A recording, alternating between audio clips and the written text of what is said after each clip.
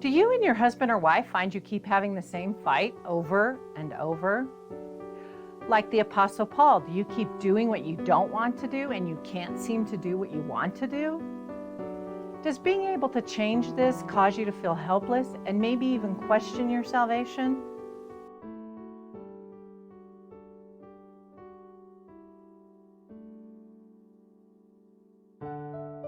Hi, I'm Dr. Pauline Dillard, Executive Director and CEO of Dunamis Center Ministries, home of Dunamis Marriages. My upcoming workshop, Why Do I Keep Doing That?, can help you understand why you're stuck and give you some tools to help you start becoming unstuck.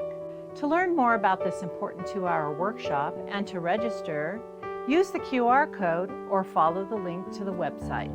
I look forward to seeing you there.